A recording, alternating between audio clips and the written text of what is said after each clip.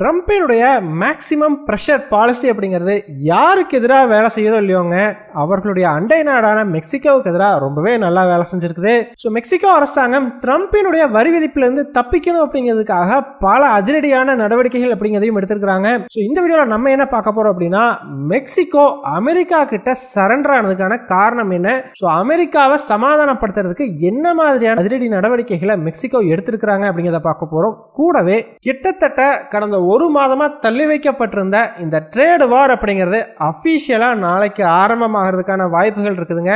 அதை பத்தியும் ரொம்பவே டீடைல்டா இந்த ஒரு வீடியோல பார்த்துடலாம். வீடியோவை லைக் பண்ணிக்கோங்க, சேனலை சப்ஸ்கிரைப் பண்ணிக்கோங்க. வாங்க வீடியோக்குள்ள போயிடலாம். அறிவோம் தெளிவோம் உறவுகளுக்கு அன்பான வணக்கங்கள்.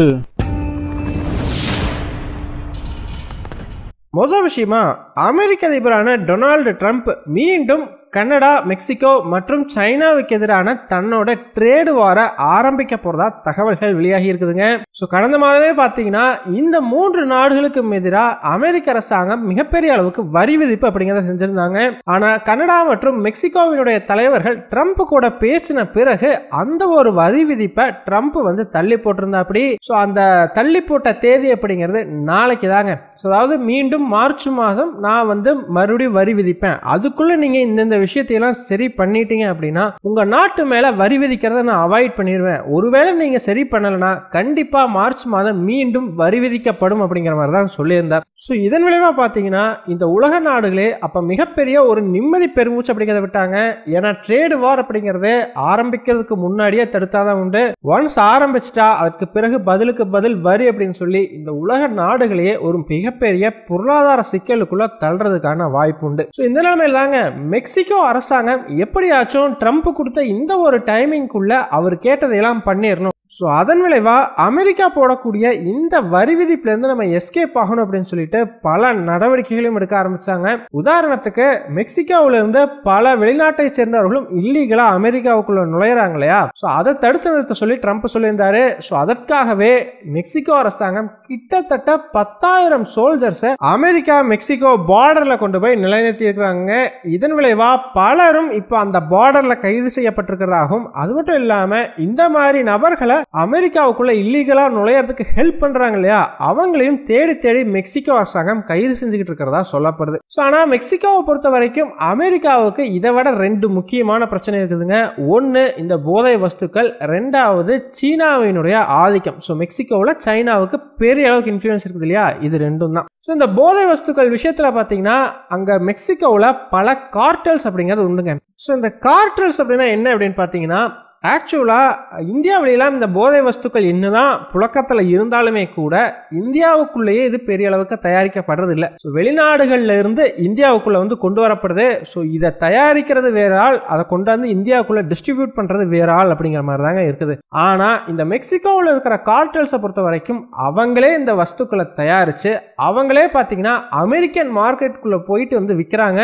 ஸோ இதற்காக பார்த்தீங்கன்னா இந்த கார்டல்ஸ் அமெரிக்காவிலும் சில பேர்த்த அவங்களோட கேங்ல வச்சிருப்பாங்க. இந்த மாதிரி ஒரு கேங்கா ஃபார்ம் பண்ணி தயாரிக்கிறதுல இருந்து அதை டிரான்ஸ்போர்ட் பண்றதுல இருந்து ஒவ்வொருத்தருக்கும் கொண்டு போய் விற்கிற வரைக்கும் எல்லாத்தையுமே ஒரே ஒரு குரூப்பே பண்றதுதான் பாத்தீங்கன்னா இந்த கார்டல்ஸ். இந்த மாதிரி பாத்தீங்கன்னா மெக்சிகோவில் எக்கச்சக்கமான கார்டல்ஸ் உண்டு. ஸோ இந்த கார்டல்ஸ்க்கு நடுவுலையும் பாத்தீங்கன்னா ஃபைட் அப்படிங்கிறது அடிக்கடி நடந்துகிட்டே இருக்கும். எதற்காக அப்படின்னா இந்த மார்க்கெட்டை பிடிக்கிறதுக்காக தான். ஸோ இப்போ ட்ரம்ப்பை சமாதானப்படுத்துறதுக்காக மெக்சிகோ அரசாங்கம் என்ன பண்ண ஆரம்பிச்சிருக்கிறாங்க அப்படின்னா, இந்த கார்டல்ஸ்களுக்கு எதிராக மிகப்பெரிய அளவுக்கு நடவடிக்கை அப்படிங்கிறத எடுக்க ஆரம்பிச்சிருக்கிறாங்க. ஸோ யூஸ்வலா இந்த கார்டல்ஸ்க்கு பார்த்தீங்கன்னா லோக்கல்ல இருக்கக்கூடிய மக்களோட சப்போர்ட்டும் இருக்கும். ஏன்னா பெரிய அளவுக்கு பணம் புழங்குது இல்லையா, ஸோ அவங்க எந்த இடத்துல இருந்து அவங்க ஆப்ரேஷன்ஸ் எல்லாம் ரன் பண்றாங்களோ அதை சுற்றி இருக்கக்கூடிய மக்களுடைய ஆதரவு பெரிய அளவுக்கு இருக்கும். ஏன்னா அவங்களுக்கும் இதுல இருந்து ஒரு வருமானம் அப்படிங்கிறது கிடைக்கும். ஸோ இதனாலே மெக்சிகோ அரசாங்கத்துக்கு இந்த கார்டல்ஸுக்கு எதிராக நடவடிக்கை எடுக்கிறதுங்கிறது மிகப்பெரிய ஒரு சேலஞ்சாவே இருந்துகிட்டு வந்தது. ஆனா இப்ப ட்ரம்ப் போட்டு பிரஸ் பண்றதுனால பாத்தீங்கன்னா இந்த கார்டல்ஸுக்கு எதிராக கடுமையான நடவடிக்கைகளை எடுக்கிறதுக்கு மெக்சிகோ தயாராகிட்டு வருது. எந்த அளவுக்கு அப்படின்னு பாத்தீங்கன்னா, யூஸ்வலா அமெரிக்காவினுடைய உளவுத்துறையான CIA அடிக்கடி மெக்சிகோக்குள்ள சீக்கிரட்டா ட்ரோன்ஸ் பறக்க விடுவாங்க. எதற்காகனா இந்த மாதிரி கார்டல்ஸோட ஆபரேஷன் எங்கெல்லாம் ரன் ஆகிட்டு இருக்குது, எங்கெல்லாம் இந்த கார்டல்ஸ் செயல்படுறாங்க அப்படிங்கறத இந்த ட்ரோன் மூலமா கண்காணிப்பாங்க. ஆனால் இது மெக்சிகோ அரசாங்கத்துக்கு தெரியாமல் தான் இந்த ட்ரோன்ஸ் அப்படிங்கிறது மெக்சிகோக்குள்ளே அனுப்பப்படும். ஒன்ஸ் இந்த ஆப்ரேஷனை முடிச்சதுக்கு அப்புறமா அமெரிக்க அரசாங்கம் இந்த மாதிரி நான் ட்ரோன்ஸை உங்கள் நாட்டுக்குள்ளே விட்டு செக் பண்ணேன், இந்த இடத்துல எல்லாம் கார்ட்டல்ஸ் வந்து இருக்கிறாங்க அப்படின்ற மாதிரி மெக்சிகோ கிட்ட சொல்லுவாங்க. ஸோ அப்போ தான் மெக்சிகோவுக்கு இந்த மாதிரி நம்ம நாட்டுக்குள்ளே வெளிநாட்டோட ட்ரோன் உள்ளே வந்துட்டு போயிருக்குது அப்படிங்கிறதே வந்து ஃபீல் பண்ணுவாங்க. ஆனால் இப்போ மெக்சிகோ அரசாங்கம் அவங்களாவே வாலண்டியராக அமெரிக்காட்ட போயிட்டு நீங்கள் சீக்கிரட்டாக அடிக்கடி எங்கள் நாட்டுக்குள்ளே ட்ரோன் அனுப்புவீங்கல்ல, அந்த ட்ரோனை இனிமேல் நல்லா வெளிப்படையாகவே அனுப்புங்க, இந்த கார்ட்டல்ஸ்லாம் எங்கே இருக்கிறாங்கன்னு சொல்லி எங்களுக்கு கண்டுபிடிச்சி சொல்லுங்க அப்படின்னு சொல்லி அமெரிக்க உளவுத்துறையான CIA கிட்டேயே உதவி கேட்டிருக்கிறாங்க. ஸோ இதன் மூலமாக பார்த்தீங்கன்னா என்னதான் இதற்கு முன்னாடி CIA சீக்கிரட்டாக ட்ரோன்ஸ் மூலமாக இந்த கார்ட்டல்ஸை கண்காணிச்சு மெக்சிகோ கிட்ட சொன்னாலுமே கூட மெக்சிகோ அரசாங்கம் CIA சொல்ற அந்த லொகேஷனுக்கு போறதுக்குள்ளேயே அந்த கார்ட்டல்ஸ் வந்து அந்த ஏரியாவை விட்டு எஸ்கேப் ஆகி போயிடுவாங்க. ஏன்னா இந்த ஆப்ரேஷன் அந்த ட்ரோன் திரும்ப அமெரிக்காவுக்கு வந்த பிறகு இந்த ஆப்ரேஷனை கம்ப்ளீட் பண்ணதுக்கு அப்புறம் தான் CIA மெக்சிகோ அரசாங்கத்துக்கிட்டே சொல்லும். ஆனா இப்ப மெக்சிகோ வந்து நீங்க ஓப்பனாவே பண்ணுங்க அப்படின்னு சொல்லியிருக்கிறதன் விளைவா பாத்தீங்கன்னா CIAவினுடைய அந்த ட்ரோன்ஸ் அந்த கார்ட்டல்ஸை ஐடென்டிஃபை பண்ணதையுமே அவங்க திரும்ப அமெரிக்காவுக்குள்ள வர்றதுக்குள்ளேயே மெக்சிகோ அரசாங்கத்துக்கு CIA வந்து இன்ஃபார்ம் பண்ணிடுவாங்க. ஸோ இதன் மூலமாக அந்த கார்ட்டல் அந்த ஒரு ஏரியாவிலேருந்து எஸ்கேப் ஆகிறதுக்கு முன்னாடி மெக்சிகோ அரசாங்கத்தினால போய் பிடிக்க முடியும். ஸோ இதுதான் பார்த்தீங்கன்னா ஒரு மிகப்பெரிய டிஃப்ரென்ஸாக வந்து இதில் இருக்கும் அப்படின்ற மாதிரி சொல்லப்படுது. ஸோ இதன் மூலமாக பார்த்தீங்கன்னா ஆல்ரெடி சியனாலோ அப்படின்னு சொல்லக்கூடிய ஒரு மெக்சிகன் கார்ட்டலை CIA உதவியோட மெக்சிகோ அரசாங்கம் இப்போ ரீசெண்டாக பிடிச்சிருக்கிறாங்க. அது மட்டும் இல்லைங்க, அமெரிக்காவில் இந்த கார்ட்டல்ஸுக்காக வேலை செஞ்ச 2 பேர் அமெரிக்காவிலேருந்து தப்பிச்சு மெக்சிகோவில் போய் பதுங்கி இருந்திருக்கிறாங்க. அவங்கள அமெரிக்க அரசாங்கம் கேட்ட பொழுது மெக்சிகோ அரசாங்கம் அவங்கள கைது செஞ்சு அமெரிக்காட்ட ஒப்படைக்க மறுத்திருக்கிறாங்க.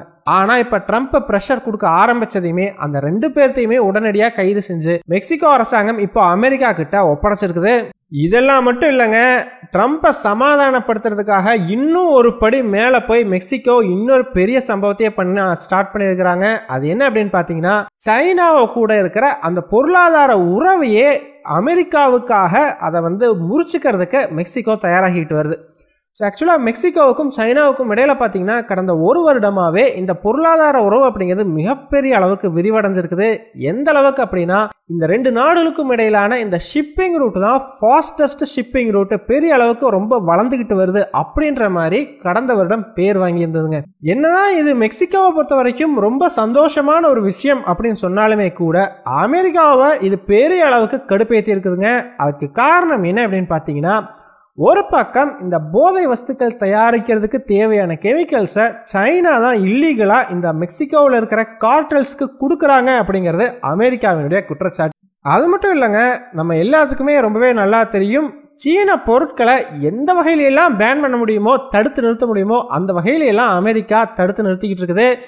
அமெரிக்கா மார்க்கெட்டுக்குள்ள சீனாவோட சீப்பான பொருட்கள் வரக்கூடாது அப்படின்னு சொல்லி பல வகையிலையும் சீன கம்பெனிகளுக்கு அமெரிக்கா குறைச்சல் கொடுத்துக்கிட்டு இருக்கிறாங்க. இப்படிப்பட்ட ஒரு சூழ்நிலையில தன்னுடைய அண்டை நாடான மெக்சிகோ சீனா கூட இந்த மாதிரி பொருளாதார உறவை வளர்த்துக்கிட்டு வர்றதன் மூலமா இந்த மாதிரி அமெரிக்கா சீன பொருட்களை தன்னோட மார்க்கெட்டுக்குள்ள வராம தடுத்து நிறுத்துறாங்க இல்லையா, அப்படிப்பட்ட பொருட்கள் மெக்சிகோ மூலமா அமெரிக்காவுக்குள்ள இல்லீகலா நுழையிறதுக்கான வாய்ப்பு இருக்குது அப்படின்னு சொல்லி அமெரிக்க அரசாங்கம் நம்புதுங்க.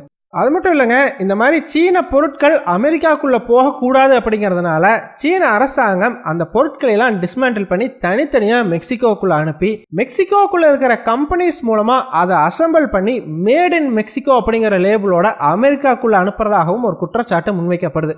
ஆக்சுவலாக அது எல்லாமே சீனாவினுடைய பொருட்கள் தான், ஆனால் அது மொத்தமாக ஒரு ப்ராடக்டாக வராமல் தனித்தனி பொருட்களாக வந்து அதை அசம்பிள் பண்ணி மேட் இன் மெக்சிகோ அப்படிங்கிற பேரில் அமெரிக்கா மார்க்கெட்டை சீனா வந்து மீண்டும் ரீகேப்சர் பண்றதுக்கு ட்ரை பண்றாங்க அப்படிங்கிறது அமெரிக்காவினுடைய குற்றச்சாட்டு. ஸோ இதனால பாத்தீங்கன்னா இப்ப மெக்சிகோ அரசாங்கம் சைனா கூட இருக்கிற இந்த பொருளாதார உறவையே முறிச்சுக்கிற மாதிரியான நடவடிக்கைகள் எடுக்க ஆரம்பிச்சிருக்கிறாங்க. சீனாவுக்கு எதிராக மெக்சிகோ அரசாங்கம் வரி விதிக்க ஆரம்பிச்சிருக்குது. ஸோ அதாவது மெக்சிகோவை பொறுத்த வரைக்கும் அமெரிக்கா கூட அவங்களுடைய பொருளாதாரம்ங்கிறது ரொம்ப பெரிய அளவுக்கு இன்டர்மிங்கிள் ஆயிருக்குதுங்க. அதனால அமெரிக்கா எங்கேயாச்சும் மெக்சிகோவுக்கு எதிராக கடுமையான வரி விதிப்பு அப்படிங்கிறத பண்ணாங்கன்னா மிகப்பெரிய அளவுக்கு மெக்சிகோ பாதிக்கப்படும். ஸோ இதனால தான் பார்த்தீங்கன்னா அப்படிப்பட்ட ஒரு சூழ்நிலை வந்துடக்கூடாது அப்படிங்கிறதுக்காக வளர்ந்துக்கிட்டு வர்ற சீனா கூட இருக்கிற அவங்க உறவையே முறிச்சுக்கிறதுக்கு மெக்சிகோ தயாராகிட்டு வர்றாங்க. ஸோ இதை பார்த்தோம் அப்படின்னா கிளியராகவே நமக்கே புரியும் மெக்சிகோ இந்த வரி விதிப்புலேருந்து தப்பிக்கிறதுக்காக என்னவெல்லாம் பண்ண முடியுமோ அது எல்லாத்தையுமே பண்ணிக்கிட்டு வர்றாங்க அப்படின்னு சொல்லி.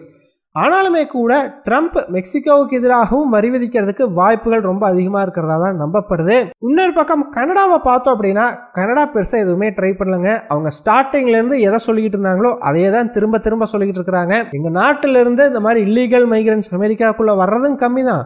அதே மாதிரி போதை வஸ்துக்குள்ள ஒன்றும் பெருசாவெல்லாம் அமெரிக்காவுக்குள்ள போகல, ரொம்ப ரொம்ப கம்மியான அளவுக்கு தான் வந்துகிட்டு இருக்குது. நாங்கள் அதை தடுக்கிறதுக்கு தான் முயற்சி பண்ணிட்டு இருக்கிறோம். ஆனால் எங்கள் மேலே நீங்கள் வரி விதிப்பை வந்து அதிகப்படுத்துனீங்க அப்படின்னா கண்டிப்பாக அதை பார்த்துக்கிட்டு நாங்கள் சும்மா இருக்க மாட்டோம், நாங்களும் பதிலுக்கு வரி விதிப்பு அப்படிங்கிறத பண்ணுவோம்னு சொல்லி கனடா அரசாங்கம் அவங்க முன்னாடி என்ன சொன்னாங்களோ அதே ஒரு பொசிஷன்ல மாறாமல் இருக்கிறாங்க. ஸோ கனடாவுக்கு எதிராக கண்டிப்பாக ட்ரம்ப் வரி விதிப்பார் அப்படிங்கிறத நம்ம எதிர்பார்க்கலாம். ஸோ சைனாவுக்கு எதிராக சொல்லவே வேண்டாம், அவங்க என்ன பண்ணாலும் ட்ரம்ப்பை சமாதானப்படுத்த முடியாது. கண்டிப்பாக சைனாவுக்கு எதிராக வரி விதிப்பு அப்படிங்கிறது இருக்கத்தான் போகுது. ஸோ இதோட பார்த்தீங்கன்னா இந்த ட்ரேட் வார் அப்படிங்கிறது அஃபீஷியலாக ஆரம்பமாகிறதுக்கான வாய்ப்புகள் ரொம்பவே ஜாஸ்தியாக இருக்குது. ஸோ என்ன நடக்குது அப்படிங்கிறத நம்ம வெயிட் பண்ணி பார்க்கலாம். ட்ரம்ப் வந்து இன்னும் ஒரு மாதம் ஏதாச்சும் டைம் கொடுக்குறாரா, இல்லை இப்போயே வரி விதிச்சே தீர்வு அப்படின்னு சொல்லிட்டு இந்த ட்ரேடு வார ஆரம்பிச்சு வைக்கிறாரா அப்படிங்கிறத வெயிட் பண்ணி பார்த்தோம் அப்படின்னா தெரியும். ஸோ ஃபைனலாக நீங்கள் என்ன நினைக்கிறீங்க? ட்ரம்ப் தன்னுடைய ட்ரேடு வார் மூலமாக அவர் நினைச்சதை சாதிப்பாரா, இல்லை அமெரிக்காவுக்கே ஒரு மிகப்பெரிய ஆபத்தை உருவாக்குவாரா? உங்களுடைய கருத்துக்கள் என்ன அப்படிங்கிறத மறக்காம கமெண்ட்ஸில் சொல்லுங்கள். நன்றி.